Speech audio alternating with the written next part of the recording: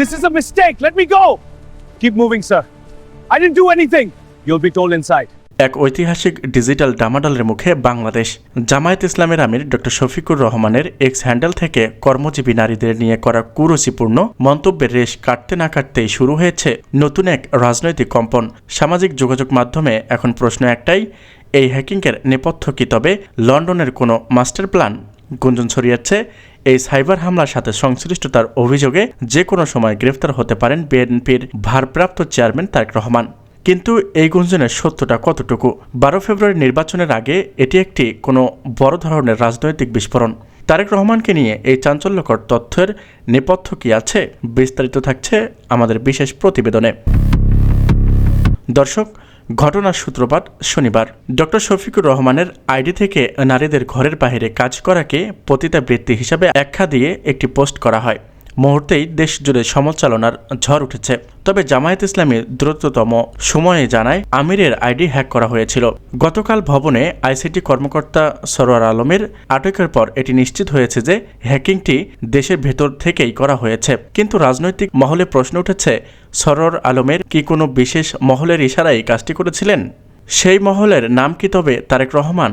কেন হঠাৎ তারেক রহমানকে জড়িয়ে এই গ্রেফতারের গুঞ্জন জোরালো হলো? তারেক রহমানকে গ্রেফতার গুঞ্জনটি মূলত ছড়িয়ে হ্যাকার সরোয়ার আলমের রিমান্ডের তথ্যের সূত্র ধরে।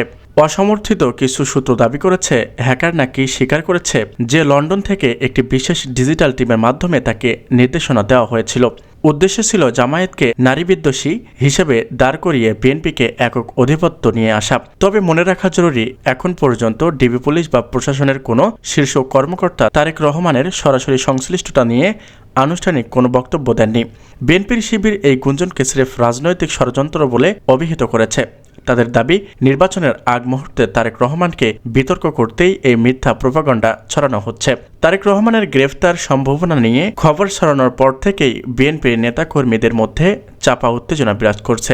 তবুও বাংলাদেশের আইন অনুযায়ী তাকে এই মামলার হুকুমে আসামি করার আইনি ফাঁকফোকর খুঁজছে একটি মহল, এটাই শোনা যাচ্ছে। যদি গোয়েন্দা সংস্থাগুলো হ্যাকিংয়ের ডিজিটাল ট্রেইল বা আইপি অ্যাড্রেসের সাথে লন্ডনের কোনো সংযোগ খুঁজে পায়, তবে পরিস্থিতি আরও জটিল হতে পারে। জামায়াত নেতারা এখনও সরাসরি কারো নাম না নিলেও দাবি করেছেন, যাদের সাথে নিয়ে বিপ্লব করেছি তারা যদি পেছন থেকে ডিজিটাল ছুরি মারে তবে সেই জোটের কোনো ভবিষ্যৎ নেই। প্রশাসনের একটি উচ্চ পদস্থ সূত্র জানিয়েছে তারা খুব সাবধানে এগোচ্ছে। তারেক রহমান যেহেতু একটি বড় দলের প্রধান, তাই পর্যাপ্ত তথ্য প্রমাণ ছাড়া তার বিরুদ্ধে কোনো বড় অভিযোগ আনা হবে না। বর্তমানে হ্যাকারের মোবাইল ও ল্যাপটপের ফরেনসিক রিপোর্ট আসার অপেক্ষা করা হচ্ছে। সেই রিপোর্টেই বলে দেবে নেপথ্যের কারিগর আসলে কে। তো দর্শক, তারেক রহমানকে নিয়ে এই গুঞ্জন কি শেষ পর্যন্ত বাস্তবে রূপ নেবে, নাকি এটি নির্বাচনের আগে কেবল একটি ডিজিটাল ট্র্যাপ? হ্যাকিং রহস্যর চূড়ান্ত সত্য কি 12 ফেব্রুয়ারি ব্যালটে প্রভাব ফেলবে? আপনি কি মনে করেন তারেক রহমান কি এমন হ্যাকিংয়ের সাথে জড়িত থাকতে পারে?